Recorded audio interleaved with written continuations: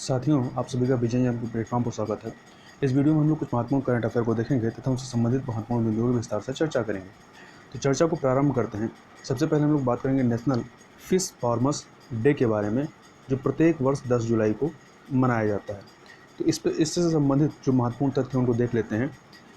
तो ICAR central institute of fresh water aquaculture ने 10 जुलाई को 17वां नेशनल फिश फार्मर्स डे मनाया है। और यह दिवस मनाया क्यों जाता है? तो यह दिवस दो वैज्ञानिक हैं जिनका नाम है डॉक्टर KL अली कुन्ही और डॉक्टर HL चौधरी, इनकी याद में मनाया जाता है। इन दोनों वैज्ञानिकों ने 10 जुलाई 1957 में प्रेरित प्रजनन तकनीक, इसको इंग्लिश में कहते हैं इंड्यूस्ड ब्रीडिंग टेक्नोलॉजी, का आविष्कार किया था, जिसने नीली क्रांति, जो कि मत्स्य उत्पादन से संबंधित है, उसको बढ़ावा देने में काफ़ी महत्वपूर्ण योगदान दिया। और इस दिवस के अवसर पर राष्ट्रीय मत्स्य पालन विकास बोर्ड के सहयोग से मत्स्य विभाग द्वारा एक वेबिनार का आयोजन किया गया। और इस अवसर पर राष्ट्र के मछली पालकों के लिए कृतज्ञतापूर्ण आभार विषय पर एक ऑनलाइन कविता एवं पोस्टर बनाने की प्रतियोगिता का भी आयोजन किया गया। अब थोड़ा सा इस टेक्नोलॉजी के बारे में बात कर लेते हैं, जिसका नाम है प्रेरित प्रजनन तकनीक, या इंग्लिश में कहते हैं इंड्यूस्ड ब्रीडिंग टेक्नोलॉजी। तो यह एक ऐसी तकनीक है जिससे परिपक्व मछली के प्रजनन को कैद करके प्रजनन के लिए पिट्यूटरी जो हार्मोन है, जो कि आपको पिट्यूटरी ग्रंथि, या इसको हिंदी में कहते हैं पीयूष ग्रंथि, और जो पीयूष ग्रंथि होती है इसको मास्टर ग्रंथि भी कहते हैं। तो इससे निकलने वाले पिट्यूटरी हार्मोन द्वारा इनको उत्तेजित किया जाता है। और यह उत्तेजना क्या करती है? परिपक्व गोनाइड्स या राइप गोनाइड्स से शुक्राणुओं एवं अंडों के सही समय पर निर्मुक्त होने को बढ़ावा देती है, जिससे कि प्रजनन की दर को बढ़ाया जा सके। और इस तकनीक को हाइपोफिसेशन भी कहा जाता है। और इस तकनीक के कारण ही ये जो हाइपोफिसेशन तकनीक है, या आपकी इंड्यूस्ड ब्रीडिंग टेक्नोलॉजी, इस टेक्नोलॉजी के कारण ही देश में नीली क्रांति या ब्लू रिवोल्यूशन का उद्देश्य जो है वो साकार हो सका है। अब चूंकि यहाँ पर चर्चा नीली क्रांति की हुई है, तो नीली क्रांति या ब्लू रिवोल्यूशन के बारे में थोड़ा सा देख लेते हैं। तो नीली क्रांति कहते किसे हैं? तो यह जो है वर्ष 1960 के मध्य के दशक से वर्तमान तक मत्स्य पालन उद्योग में विश्व भर में तीव्र विकास का समय को संदर्भित करने का कार्य करता है। दूसरे शब्दों में कहें तो एक पैकेज प्रोग्राम या कह सकते हैं अम्ब्रेला प्रोग्राम, जिसमें कई सारे प्रोग्रामों का प्रयोग किया गया। तो एक पैकेज प्रोग्राम द्वारा मछली और समुद्री उत्पादों में तेज वृद्धि को जो है नीली क्रांति कहा जाता है।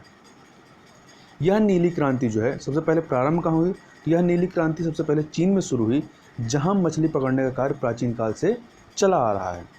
तथा यदि भारत के संदर्भ में बात करें तो भारत में नीली क्रांति की जो शुरुआत है ये 7वीं पंचवर्षीय योजना से शुरू हुई थी, जो वर्ष 1985 से लेकर के वर्ष 1990 के बीच कार्यान्वित की गई थी, क्योंकि 7वीं पंचवर्षीय योजना 1985 से प्रारंभ होती है और 1990 तक रहती है।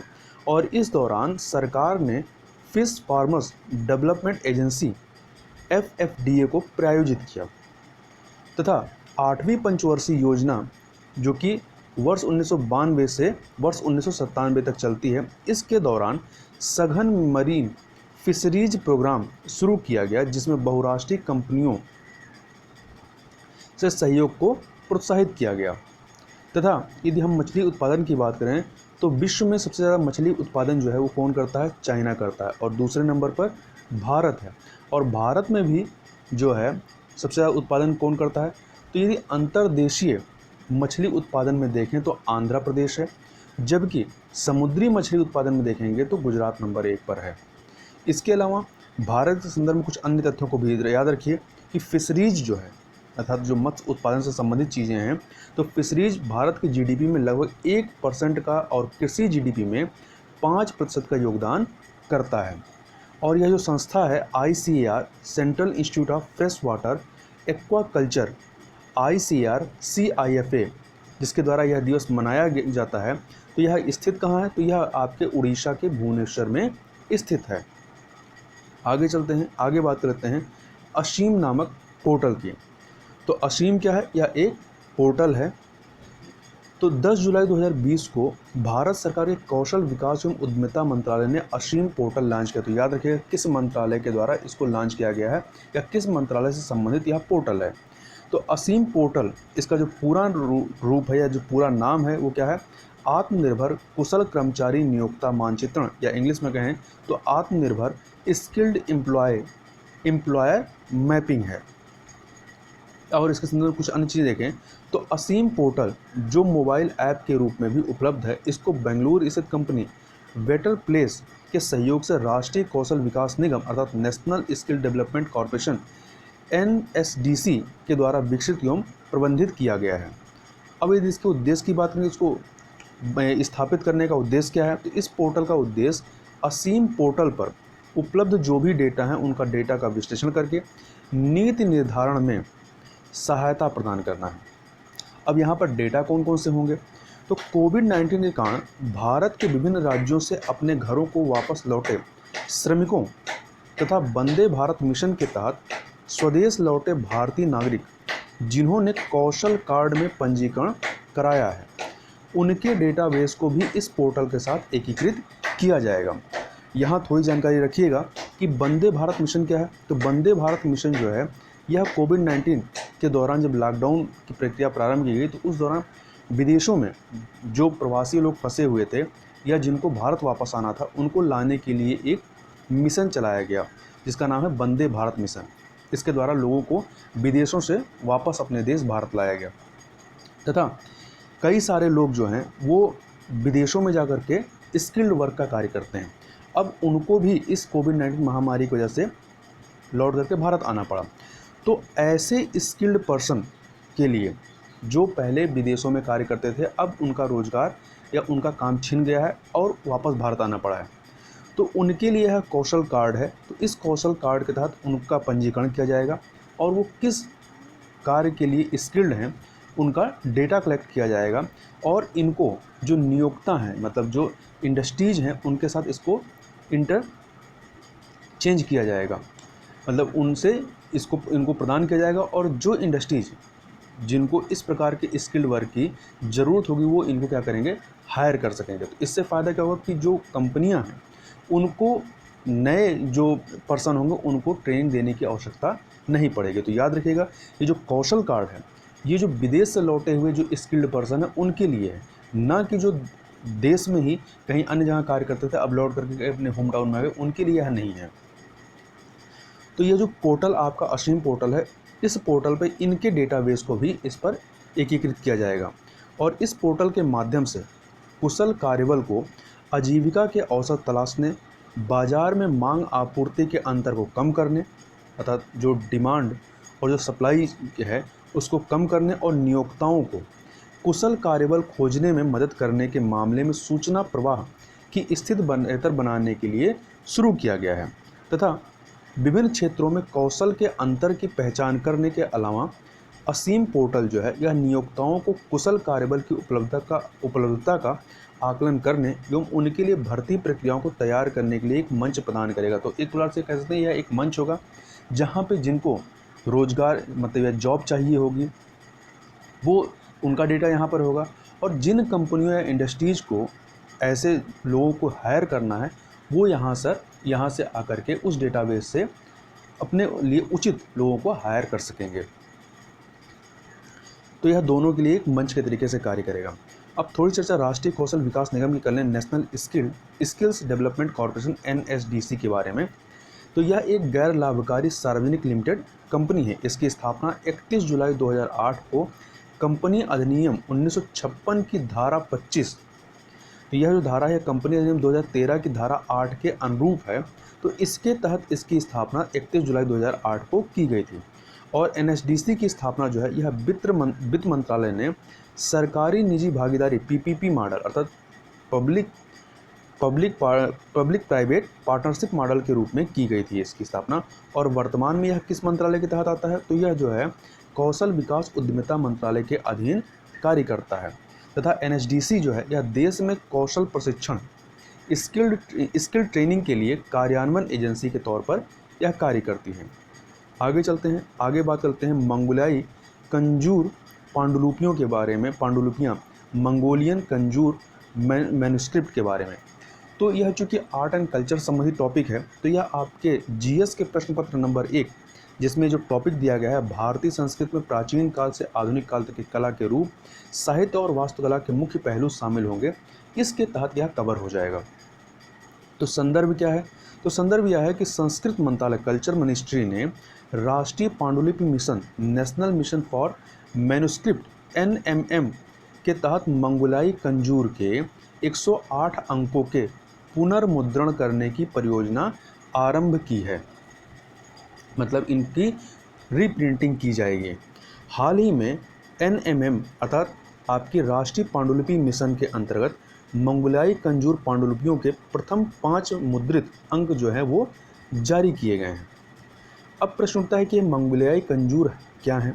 तो मंगोलियाई भाषा में कंजूर का अर्थ होता है संक्षिप्त आदेश, और ये संक्षिप्त आदेश जो है, जो विशेष रूप से भगवान बुद्ध के शब्द जो होते हैं उन्हें ही संक्षिप्त आदेश कहा जाता है और मंगोलियाई भाषा में कंजूर कहा जाता है।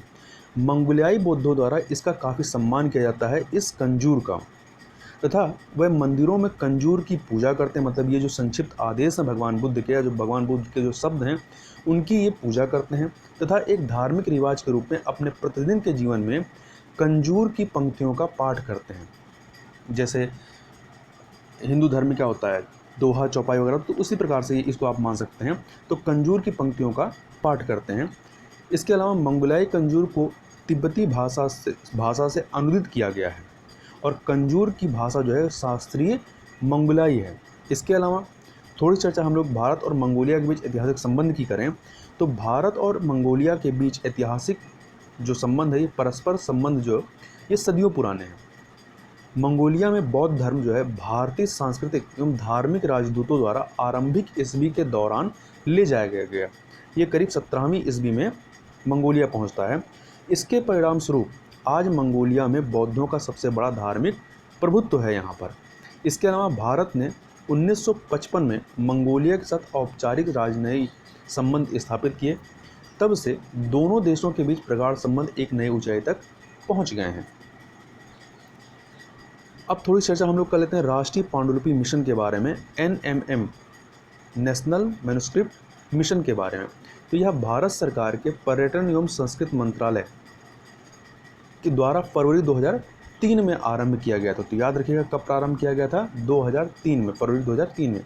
इसका कार्य जो है वो पांडुलिपियों मैन्युस्क्रिप्ट में संरक्षित ज्ञान के दस्तावेजीकरण, संरक्षण एवं उसके प्रसार करने से संबंधित है। और इस मिशन अर्थात राष्ट्रीय पांडुलिपि मिशन का जो उद्देश्य है, यह दुर्लभ एवं अप्रकाशित पांडुलिपियों मैन्युस्क्रिप्ट को प्रकाशित करना है, जिससे कि उनमें अर्थात इन पांडुलिपियों में जो प्रतिष्ठापित ज्ञान शोधकर्ताओं, विद्वानों एवं बड़े पैमाने पर आम लोगों तक इसको प्रसारित किया जा सके। अब इसको स्थापित करने की जरूरत क्यों पड़ी? तो इसकी पृष्ठभूमि के रूप में देख सकते हैं। तो भारत में विभिन्न प्रकार की लगभग 10 मिलियन पांडुलिपियाँ हैं, मतलब 10 मिलियन मैन्युस्क्रिप्ट है, जो संभवतः विश्व का सबसे बड़ा आपका कह सकते हैं कलेक्शन है या संग्रह है। और ये विभिन्न विषयों जैसे बनावट और सौंदर्य शास्त्र, लिपियों, भाषाओं, शिल्पों, चित्रों और चित्रों को कवर करती है। अब थोड़ी चर्चा हम लोग मंगोलिया के बारे में कर लेते हैं। तो मंगोलिया जो है, इसकी राजधानी आपकी उलान बतोर या उलन बटोर भी कहते हैं। यह जो है पूर्व और मध्य एशिया में एक भूमि से घिरा हुआ अर्थात भू आबद्ध देश है। इसकी सीमा समुद्र से नहीं लगती है, मतलब इसके चारों तरफ देश ही देश हैं और उसके बीच में यह स्थित है। इसकी सीमाएं यदि मैप में देखेंगे तो उत्तर में रूस है, और बाकी तीनों तरफ से, उत्तर के अलावा दक्षिण, पूर्वी और पश्चिम में यह इसकी सीमा चीन से मिलती है। तो यह दो देशों के मध्य में स्थित है। किसके से? रूस और चाइना के मध्य में। कुछ अन्य फैक्ट को देखें तो 1206 ईस्वी में, कब? 1206 ईस्वी में चंगेज खान द्वारा मंगोल साम्राज्य की स्थापना यहाँ पर की गई। और 16वीं और 17वीं शताब्दी में मंगोलिया तिब्बती बौद्ध धर्म के प्रभाव में, जो मंगोलिया है वो तिब्बती बौद्ध धर्म के प्रभाव में आता है। तथा 17वीं सदी के अंत में मंगोलिया के अधिकांश क्षेत्र में क्विंग राजवंश के ये शासनाधीन हो गया था। और इसको स्वतंत्रता कब मिली? तो क्विंग जो साम्राज्य था, इससे स्वतंत्रता की घोषणा मंगोलिया के द्वारा 29 दिसंबर 1911 को किया गया था।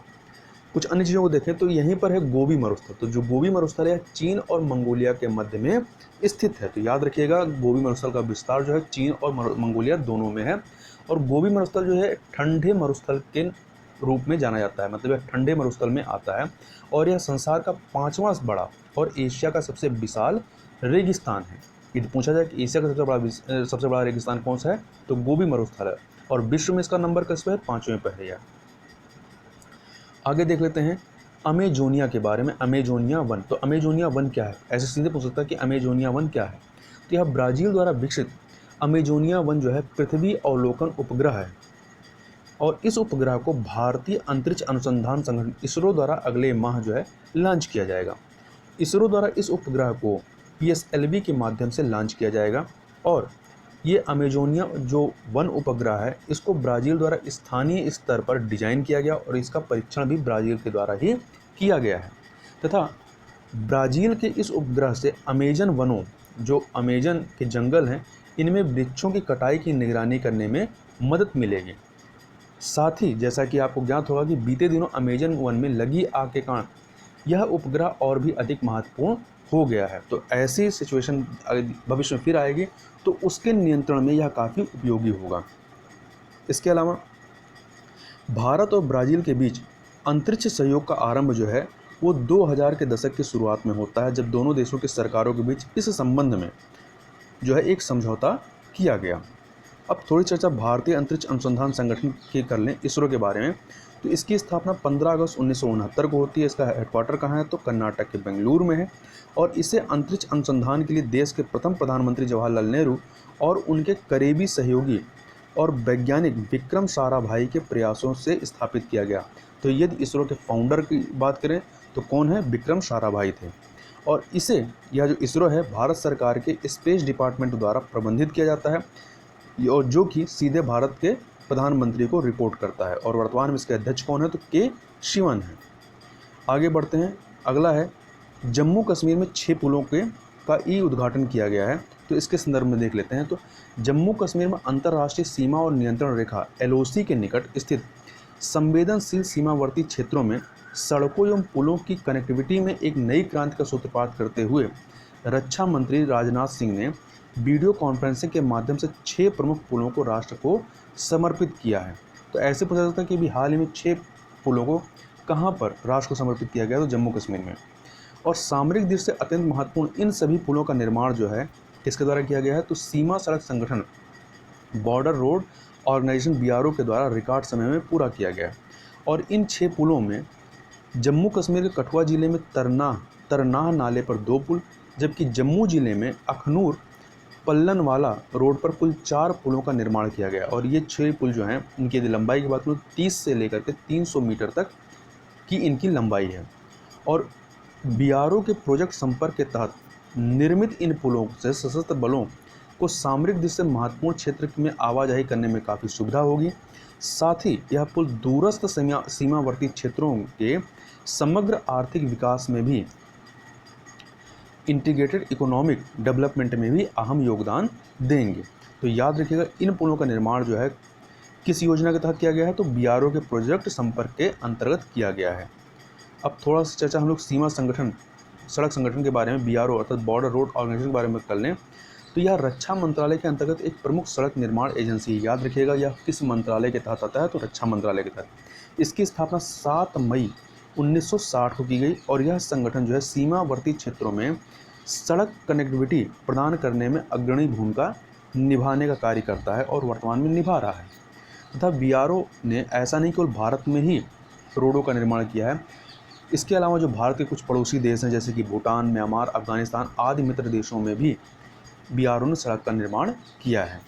अब कुछ यहाँ पर लव करंट अफेयर्स को देख लें तो इसमें सबसे पहला है एक पुस्तक का नाम जिसका नाम है his holiness the 14th Dalai Lama and illustrated biography. तो यह जो पुस्तक है यह 14वें दलाई लामा से संबंधित है और इसका लेखन किसके द्वारा किया गया है तो तेंजिन गे टेथनांग के द्वारा। तेंजिन गे टेथनांग जो कि 14वें दलाई लामा के काफ़ी करीबी हैं।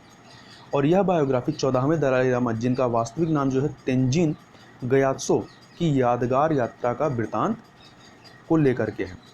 अब थोड़ी चर्चा 14वें दलाई लामा की कर लें, जिनका वास्तविक नाम तेंजिन ग्यासो है, जो वर्तमान में हिमाचल प्रदेश के धर्मशाला में रहते हैं और 23 साल की उम्र में तिब्बत से भाग करके मार्च 1969 में मार्च 1959 में ये भारत आ गए थे। इसके अलावा इनको वर्ष 1989 में शांति और अहिंसा और स्वतंत्रता पर इनकी शिक्षाओं के लिए प्रतिष्ठित नोबेल शांति पुरस्कार से इनको सम्मानित किया गया था। आगे चलते हैं। आगे एक और पुस्तक है जिसका नाम है getting competitive A practitioners guide for India. तो यह पुस्तक किसके द्वारा लिखी गई? तो मारुति सुजुकी के जो अध्यक्ष RC भार्गव हैं उनके द्वारा इसको लिखा गया है। आगे चलते हैं। नादौन पुलिस थाना, तो यह क्यों चर्चा में आया? तो हिमाचल प्रदेश के नादौन पुलिस थाने को देश और राज्य के सर्वश्रेष्ठ पुलिस थाने का दर्जा प्रदान किया गया है। तो याद रखिएगा, यदि पूछा जाए कि देश का सर्वश्रेष्ठ पुलिस थाना का दर्जा किसे दिया गया है, तो नादौन पुलिस थाने को। और यह कहाँ स्थित है? तो हिमाचल प्रदेश के हमीरपुर जिले में यह स्थित है। और केंद्रीय गृह मंत्री अमित शाह के द्वारा इस पुलिस स्टेशन को उत्कृष्टता पत्र अर्थात सर्टिफिकेट ऑफ एक्सीलेंस प्रदान किया गया है। और पुलिस थानों को रैंकिंग जो है वो भारत सरकार के गृह मंत्रालय द्वारा जारी की जाती है, प्रदान की जाती है। आगे देख लेते हैं गूगल करंट के बारे में। तो गूगल करंट्स क्या है? यह एक एप्लीकेशन है या ऐप है। तो इंटरनेट दिग्गज कंपनी गूगल ने अपने social networking platform Google plus को गूगल करंट नाम से रिलॉन्च किया। मतलब जो पहले गूगल प्लस था उसको दोबारा से रिलॉन्च किया गया, नए नाम से। क्या नाम रखा गया है? गूगल करंट रखा गया है। अब इस प्लेटफॉर्म के बारे में बात करें तो यह एक ऐसा प्लेटफॉर्म है जो यूजर्स को, जो इसके उपभोक्ता होंगे, उनको अपने कलीग से कनेक्ट करने, डॉक्यूमेंट एक्सचेंज करने के साथ साथ ऑर्गेनाइजेशन, मतलब जहाँ पर ये कार्य कर रहे हैं उस ऑर्गेनाइजेशन की बाकी एक्टिविटीज़ की जानकारी यूजर्स को अर्थात उपभोक्ता को हासिल करने में सक्षम बनाता है। यह आपका जो प्लेटफॉर्म है।